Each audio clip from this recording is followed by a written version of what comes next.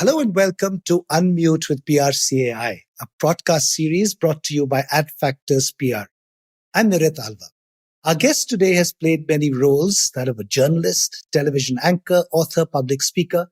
She's interviewed prime ministers, Nobel laureates, and politicians of all hues in her career spanning 30 years. She's also won a slew of awards for her work.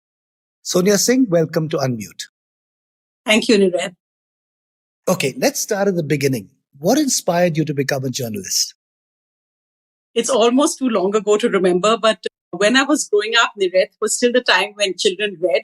And for us, our biggest view into the outside world, for my brother and I, was Time and Newsweek. So those were the weekly magazines which my parents subscribed to at great cost at that time. And that really, I think, drove me to want to become a journalist. But I always wanted to be a print journalist because that was the only journalism we knew and read about. And weekly news magazines were really the gold standard at that time. When I finished, I graduated from St. Stephen's College in English literature, which I guess is one of those subjects which is out of fashion now because what does it equip you for? But I think literature really did equip me for being a storyteller. And that to me is in a sense what journalism is about, telling true stories. After college, I was bright-eyed and I applied to India Today. It had a written examination at that time. So I gave the written exam. And while I was waiting to hear, somebody mentioned that, they're looking for people, for researchers. And why don't you try there? So I applied and luckily got a call for an interview. And I met Radhika Roy, who I don't think many people know is very much the boss of NDTV along with Pranoy Roy, the co-founders. And she interviewed me and then said that, Sonia, the only reason I may not take you is because you did quite well in your exams. So I had topped English at that time. And she said, I don't really like toppers because they think they know everything and won't work that hard. So I said, I promise you I'll work hard. And I don't know that much and I'd love to learn. And so there we started off in a basement in GK1 and there were about, 20 people working there at the time. It was fantastic. It was exciting. And we spent many nights there on that couch. When you hear that whole debate about Mr. Narayan Murthy saying a 70-hour week, and I'm sure you're also from the world of television, what's that? We hadn't even heard of that concept. And the point is we loved it. We never counted hours, so we really did love it. And after 2 weeks, I got a call from India Today and it was my dream. So I said, okay, I'll go ahead and I joined. So I told Pranoy that I'm leaving and I'm really sorry, but I love this 2 weeks here. And he said, you'll be back. And I said, why are you saying that? Because India Today was a huge name at that time. And I said that was such an opportunity. And he said, okay, let's see. And I joined India Today and it was very nice. The people there were very kind to me. But for 2 weeks, I didn't even, write a comma because it was like a grand old party, the grand old magazine. And there were sub-editors and I was below that in the hierarchy. So I called up in, about a month and I asked Pranoy, can I come back? And he said, yeah. So I think, again, what I tell young people is don't be fixated on your dreams because often dreams are what happens when you're looking somewhere else. And I think that is. And so that was my first job. And I think it's going to be my last job because I think whatever I do now is not going to be a full-time thing. So it's been a wonderful 3 decades. Speaking about those 3 decades, if you can encapsulate for us, what are some of the highlights of those 3 decades? Tough question, but I'm sure you can manage. I was extremely lucky to have a vantage point. And I think really because Pranoy and Radhika were really the pioneers of Indian television. And I was lucky to be part of that journey. And I think that what that journey gave you is that we've seen the complete transformation of not just, say, Indian politics, but also I think of Indian society. And I think the India I see today is actually so different from the India of 30 years ago. It's almost like 2 different nations. And I think being part of that journey, there were many highlights. I think we lived through the age of coalition governments, a very different Indian polity. In a sense, 1992 when I joined journalism, we were the first journalists of liberalization when foreign investment wasn't a bad thing, but there was still a tightrope walk. We saw the India-US nuclear deal, which I think was very important in terms of actually India first tentatively taking its steps of being on the international high table. We saw the very tense India-Pakistan relationship, which I think many today may not realize. Also, what the situation in Jammu and Kashmir was like at that point. The Kargil War, it was the first war on television. I think, again, it's the first war many of us in our generation grew up with as young adults, to see the sacrifice of the armed forces and also the questions raised about what exactly India as an emerging power needs of its military as well. And I think we've seen now, again, for many of us, the rise of India on the global stage and the dehyphenation from Pakistan has been a very important foreign policy story. We've also seen a society which is now less afraid to speak out. And I think television really gave the mic to the voiceless. So I think much of the noise around us now, yes, television contributed to that, but I also think it contributed to a sense of fearlessness of people feeling that they had a way to tell their story. I think we're now in the next phase of that, where you see that people are now telling their own story directly via whether it's YouTube or whether it's anyone can be a YouTube channel or a YouTube star now. But I think at that time, the television mic was really something that gave a voice to millions of people who may not have had that before. And I think that what I would see now, and I think the biggest change will be that, say, a democratization in a way. You had, of course, the independence movement. You had then the participation in democracy, election after election, where you had various regional aspirants come forward. And I think that was a very important phase of our democracy. We saw many regional parties come center stage. And now we've come almost full circle. We're seeing very strong emergence, perhaps, of national parties again as the governing party and the main opposition. But you'll also see, I think, the democratization of the belief that Delhi also belongs to us. We don't have to be in a region. Our aspirations are not regional, but our aspirations are now national and international. And I think that's really the big change that we are seeing now, the democratization of all aspects of society around us. I think newsrooms are still a bit behind that curve, but it will happen sooner rather than later. It's a wonderful way of summarizing 30 years. Brilliant. Many people say that journalism is not what it used to be. It's becoming increasingly dangerous around the world. More journalists than ever before are killed in their line of work, targeted if they inconvenience the powerful, and jailed on what many would say are false charges. Do you agree that journalism is not what it used to be? See, I think, again, maybe this is the perspective of 30 years, but I think journalism has gone through different phases. Again, I remember I joined journalism at a time when we couldn't report live news. And in fact, at that time, we had to record when we did the first private news bulletin, because it was only Doordarshan could do live news. It actually used to be uplinked via Hong Kong and then come back and broadcast in India with a 10-minute delay. So for us, that was the initial skepticism. And again, at that time, there's not that this is censorship, but I never called it censorship. I said it's a government which doesn't know the power it's going to unleash. And then as you saw that when it eventually, it had to, because how much can you keep this down? It had to, when we did go live, first it was one news bulletin, then it was like 12-hour news bulletins. And then now it's virtually, it would be 24/7, and it would be more if people could be allowed to do it. So you can't stop power that's inevitable. And I think journalism ultimately is the voice of the people. It is what it's meant to be. So you're going to have it go around. You're going to see many playbooks which will come out, whether you define it from one political party or the other. But you will see many playbooks which will come out. The government will see it as an adversary, and that I think is good. An adversarial relationship is good. Is it dangerous to be a journalist in India?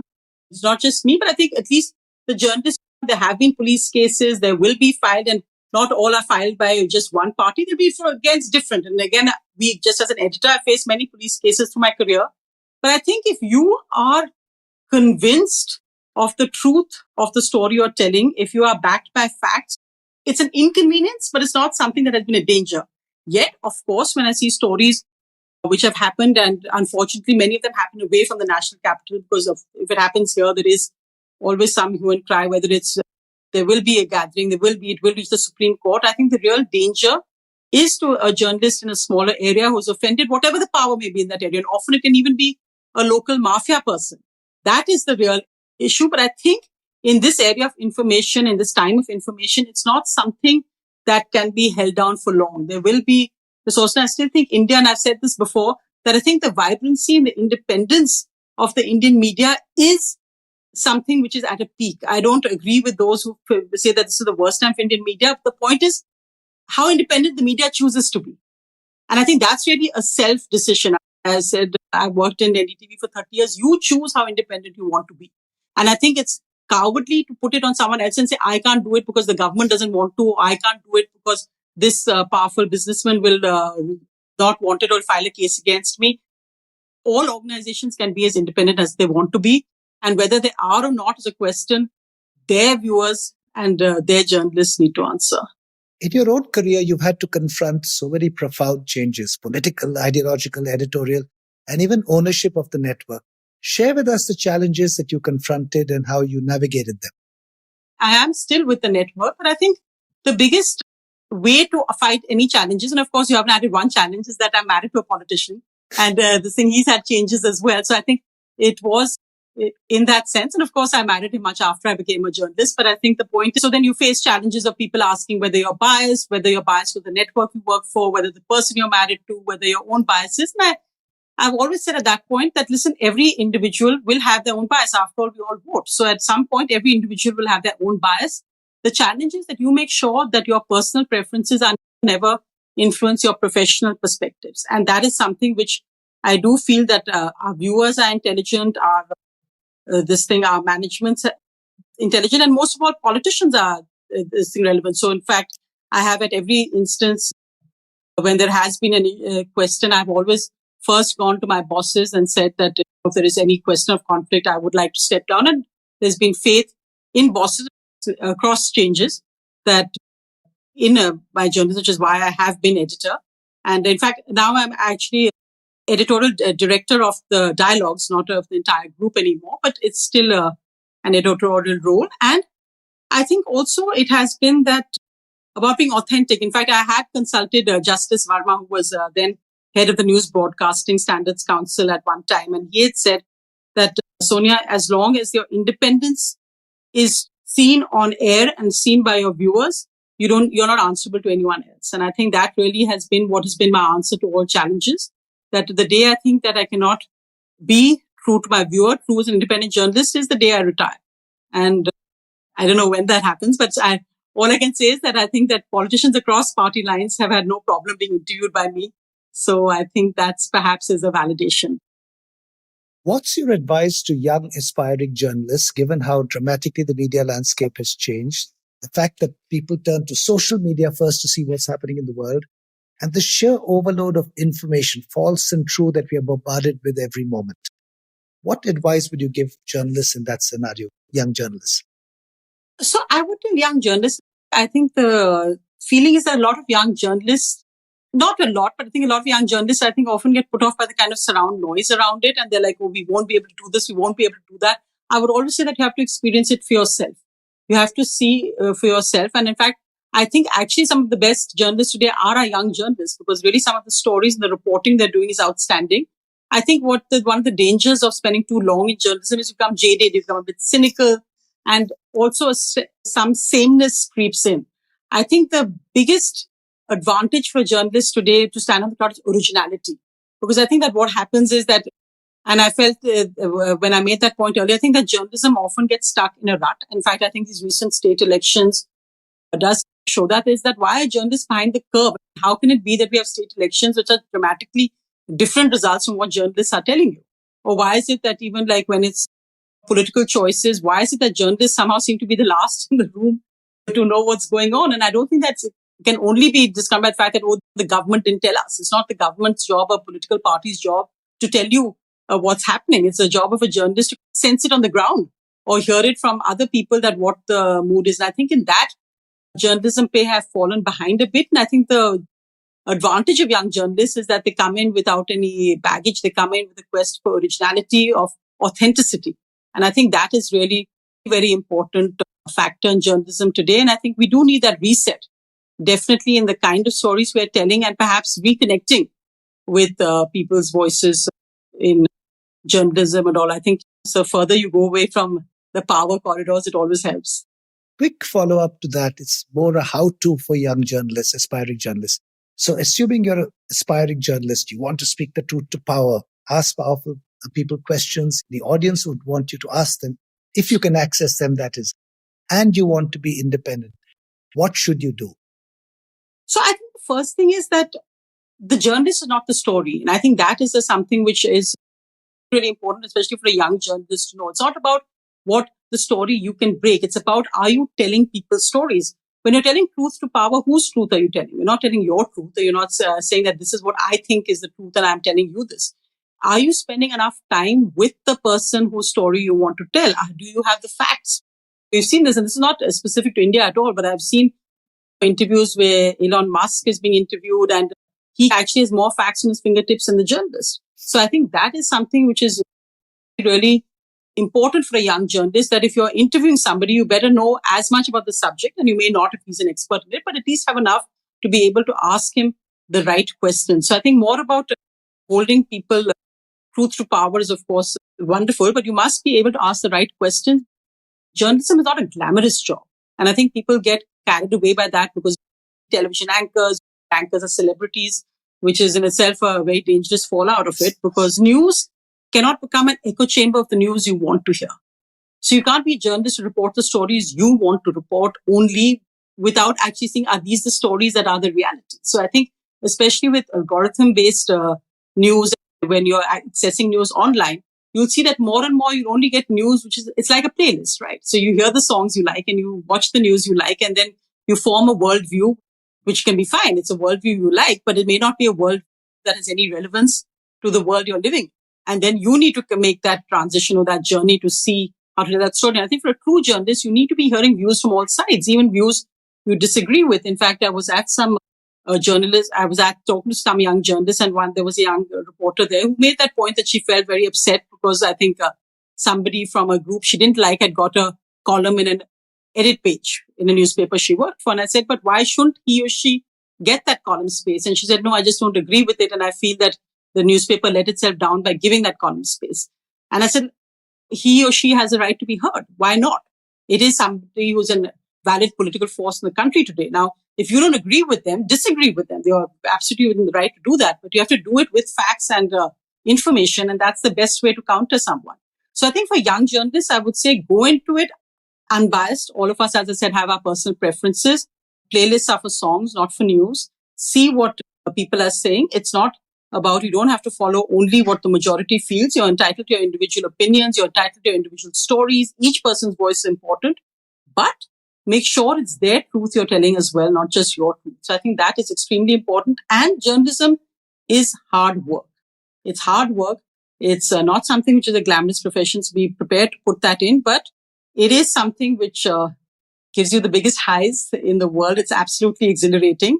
And once you're in it, it is almost like an addiction, but you should enjoy it. And I think there's a lot of scope. In fact, I think really for changing India, it's young people who will tell the stories. So I would love to see more young people enter journalism.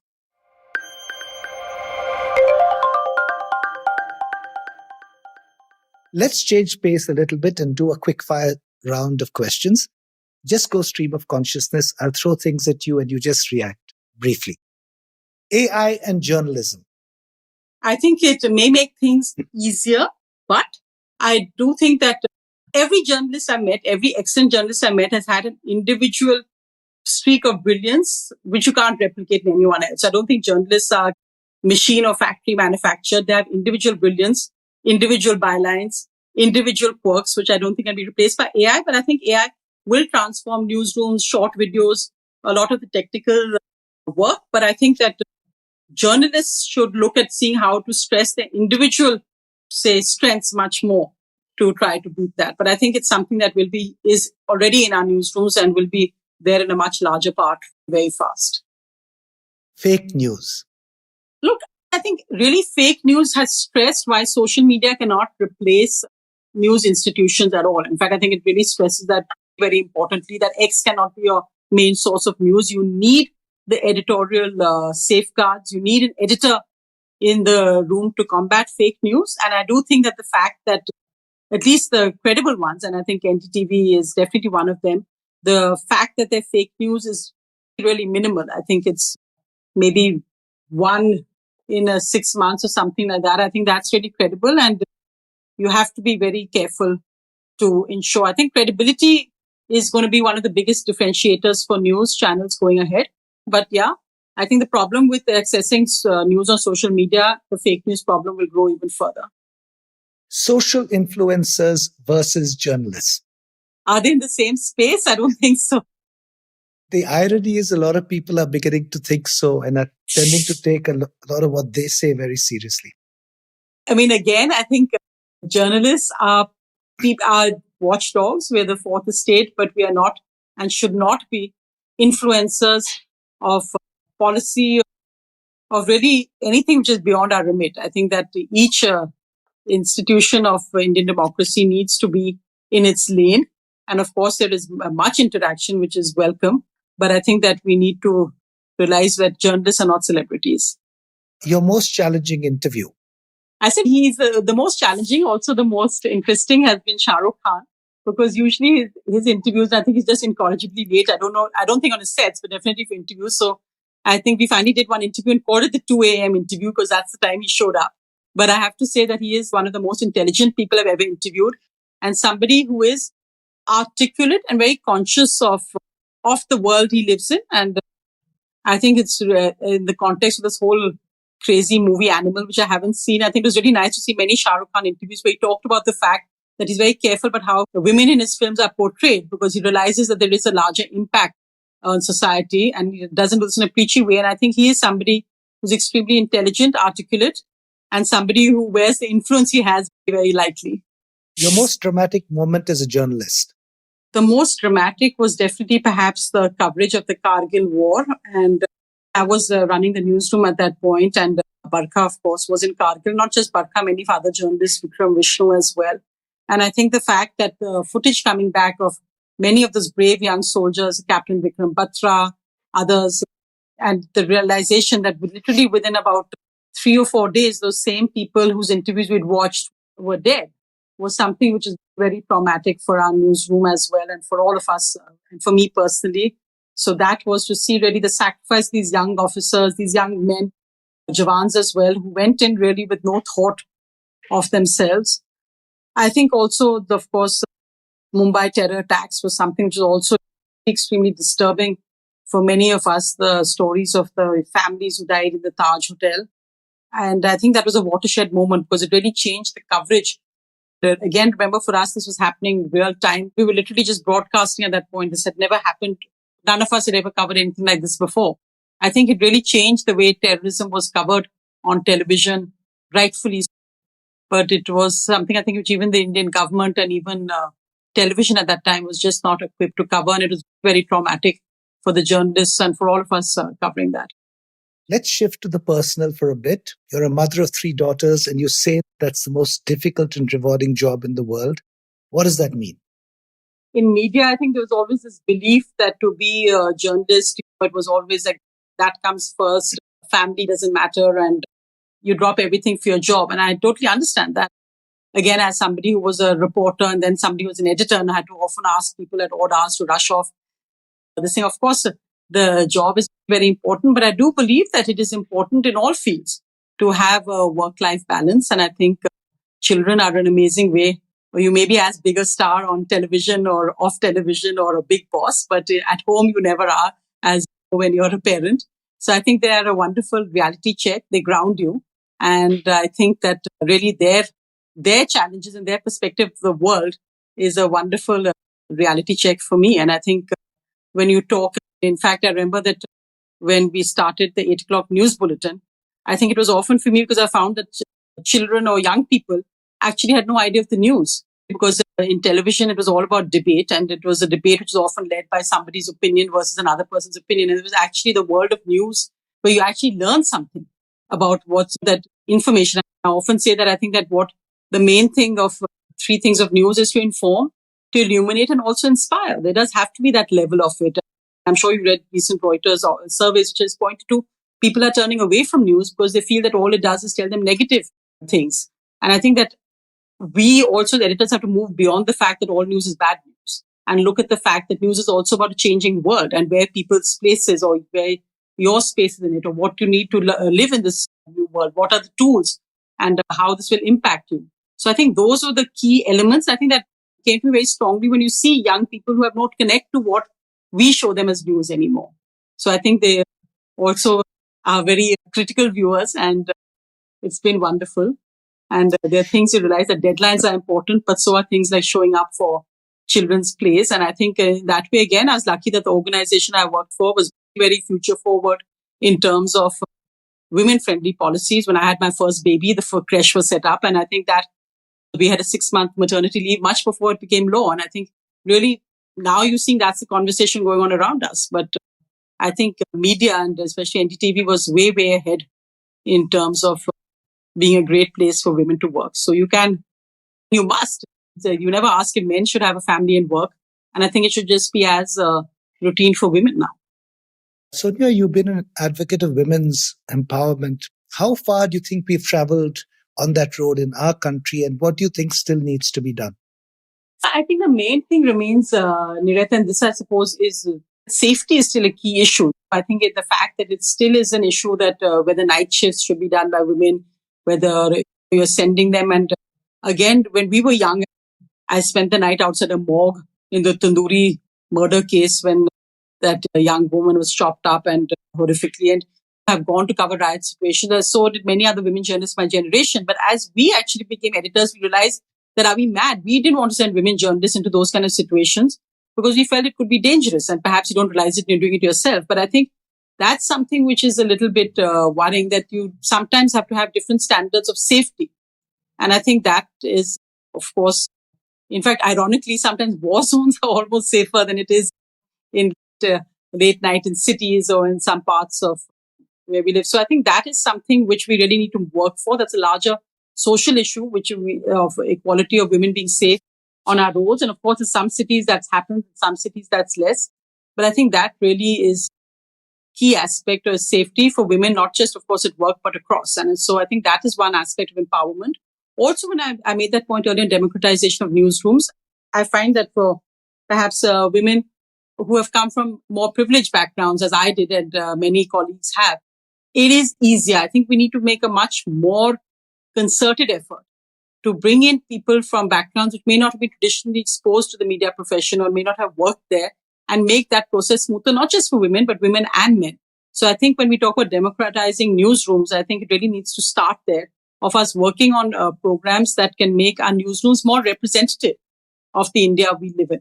And I think that, again, as I said, that will happen sooner rather than later, but it needs newsroom leaders to take those first steps to do that. And of course, I think women would definitely be a major part of any such initiative. Sonia Singh, it was wonderful talking to you. I had many more questions. That's my line, Niret. I had many more questions, and maybe that when we catch up, I'll ask you. But before we close, we have a communication question of the day that Deepti Sethi, the CEO of PRCAI, will put to you. Deepti, over to you.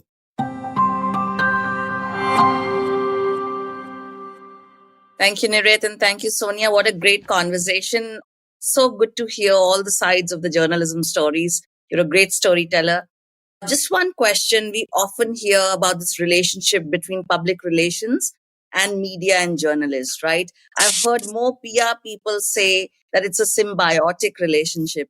But what do you feel from the journalism point of view? How do you value public relations as a profession, and how do you work with them? And how do you think this relationship can grow to more maturity?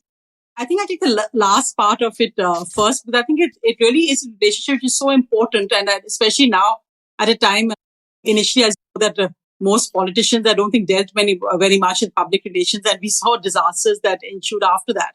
But I think that there needs to be a sense that there has to be an authenticity. And I think that is something which I'm sure PR firms also feel, that you need to be telling an authentic story. So I think journalists will want an authenticity or a sense of truth that comes wherever it comes from, whether it comes via a PR firm or whether it comes directly from the person, because spin is something which is not something we're very comfortable with.